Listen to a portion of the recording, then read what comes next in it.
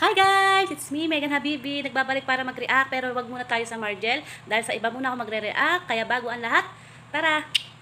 Intro.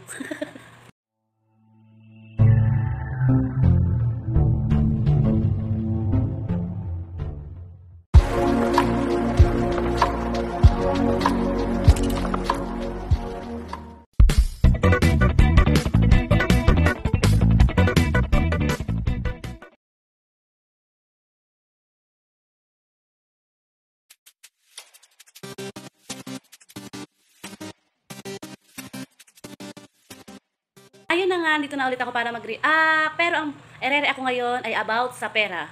Yeah, about sa pera. Kasi mga ilang buwan nang napapansin ko na maraming mga vlogger or kahit hindi vlogger, mga artista na naging alipin ng pera. Ibig sabihin ng alipin, parang sinamba ang pera, na nakalimutan na lahat ng bagay na meron sila nung walang-wala pa sila.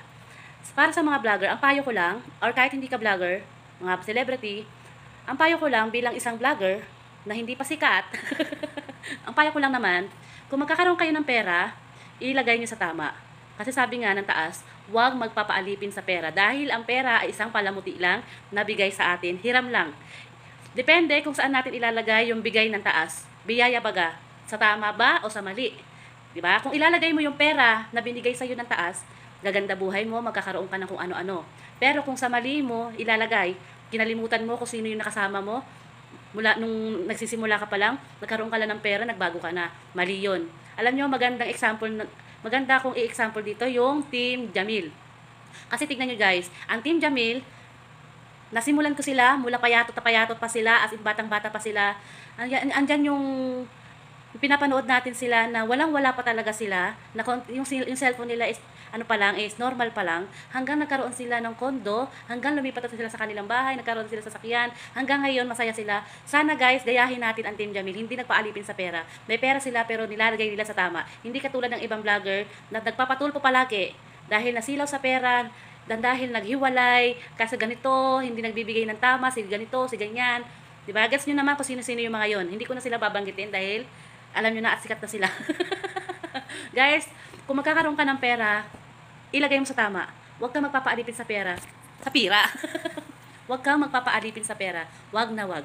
Kasi kung magpapaalipin ka sa pera, yung parang silaw na silaw ka na, hindi mo na alam kung ano pa yung gagawin mo sa pera. Huwag guys. Huwag. Huwag yung dadalhin sa mali. Dalhin nyo sa tama. Dahil hiram lang yan ng taas sa atin. Kung nakita ng taas na walang-wala tayo, nakita ng taas na hirap na tayo noon, pero binigyan kayo ng pagkakataon para magkaroon ng pera. Huwag ninyong sayangin yung binigay ng taas sa atin. Huwag na huwag. Kasi, 'di ba? Katulad ng mga example na nakikita nyo sa ano ko, 'di ba? Alam niyo na kung sino-sino yung mga 'yan. Oh. Tapos sasabihin, nagsisisi, nagkito. Nagsimula ang makagwapo, makaganda sa walang-wala. Walang-wala sila. Hanggang naging habang patagal ng patagal, sumikat sila.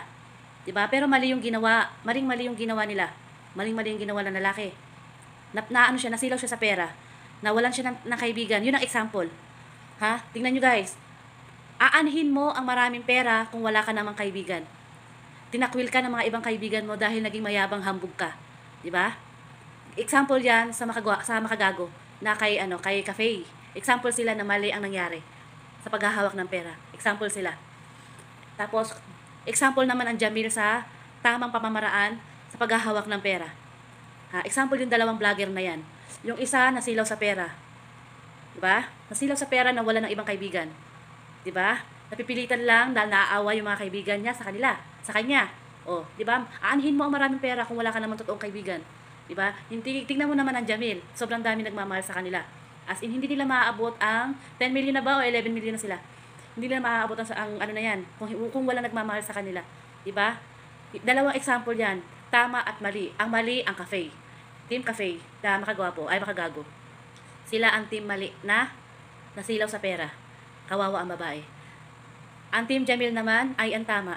Hinawakan ng yung pera sa tama. Ganun dapat guys, ganun. Example lang yan sa nangyayari dito sa mundo ngayon. Mga example lang yan. 'Di ba? Wag kang masisilaw sa pera dahil pag nasilaw ka sa pera, goodbye. Goodbye na talaga, goodbye. Yun lang guys, hanggang dito lang ang aking reaction. Sana subaybayan nyo pa ang aking next na reaction. Pero siguro babalik na ako sa pagre-react sa Margel. Namimiss ko na rin sila mag-react. Kaya hanggang dito lang si Megan Habibi. Adios! Tell me pretty lies, look me in the face. Tell me that you love me, even if it's fake.